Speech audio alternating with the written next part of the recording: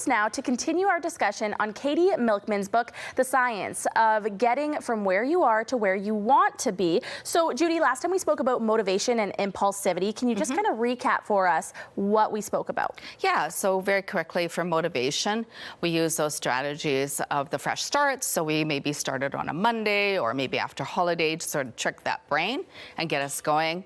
And then with impulsivity, there were two strategies. There was a strategy of temptation bundling. So we bundled something we really like to do with something we don't like to do, or gamification, where we kind of made a game of it and helped us to kind of get points and get ourselves going. So the next topic we're moving on to today is procrastination. For people who are unaware, what do you define that as? So procrastination is just putting things off, not getting to doing it, right?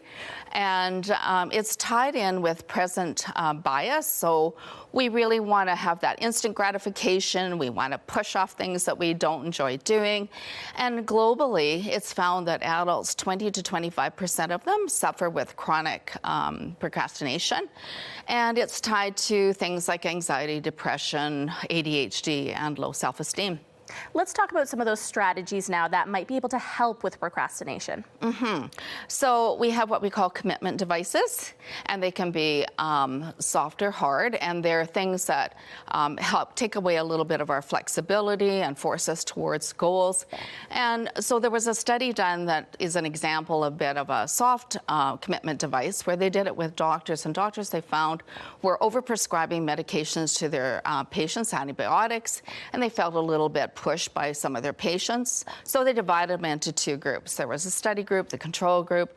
Study group wrote a letter, a pledge letter, and they said, I'm not going to overprescribe antibiotics, only given as needed. And then they posted it in their waiting room, and the controlled group did nothing. What they found is with the study group, it actually reduced the amount of antibiotics by 1/3. So just doing a pledge can kind of increase our capacity or our goal success by 1/3. All right, we only have about 30 seconds left, but let's dive a little bit deeper into those soft and hard commitment devices and how we might create them. Yeah, okay, so I'm just gonna go quick step.